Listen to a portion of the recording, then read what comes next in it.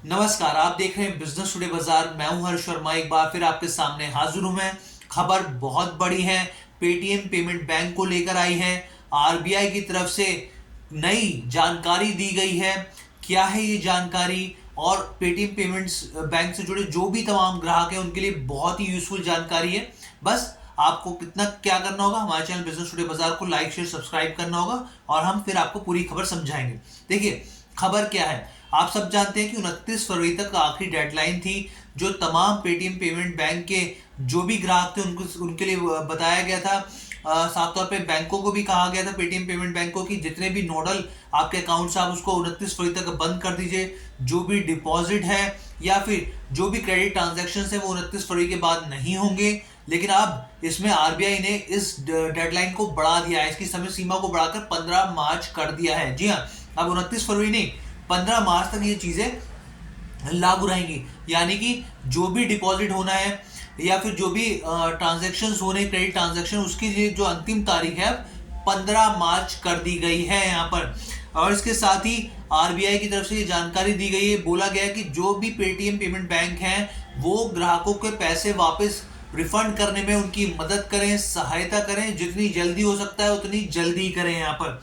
इसके साथ ही कुछ और जानकारियां हैं जो कि देखिए, आरबीआई ने अपने जब मौद्रिक नीति का ऐलान किया था तो बोला था कि हम कुछ एफएक्यू जारी करेंगे, जो कि बहुत सारे जो ग्राहक हैं उनके मन में कंफ्यूजन थी, बहुत सारे सवाल थे कि भाई क्या होने वाला है। अब इसके ऊपर स्पष्टीकरण आरबीआई की तरफ से दिया गया है। आरबीआई ने क्या बोला है, देखिए, नो फर्दर डिपॉजिट और क्रेडिट ट्रांजैक्शन और top up shall be allowed in customer accounts, prepaid instrument, wallet, FASTag, national common mobility cards etcetera after March 15/24।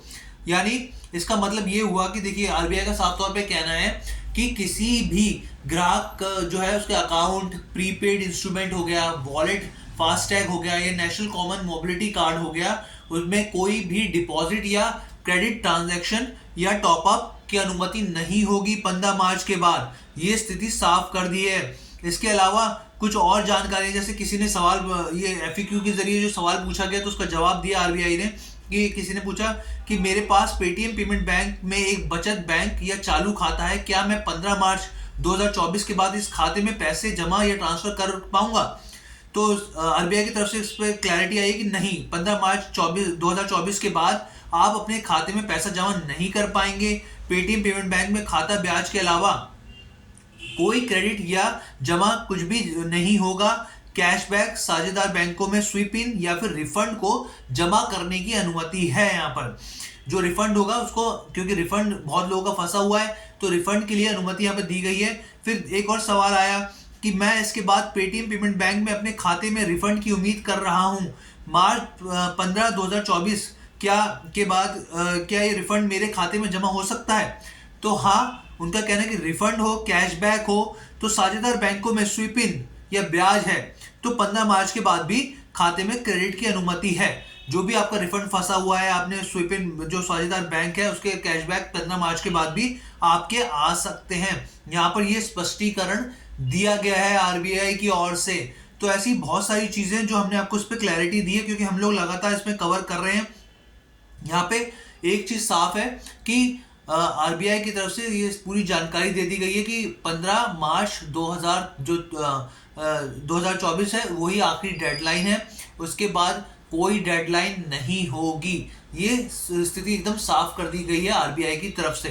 तो ये पूरी वीडियो कैसे लगी आप हमें कमेंट करके जरूर बताइएगा। बिजनेस टुडे बाजार के साथ जुड़ने के लिए आपका बहुत बहुत धन्यवाद।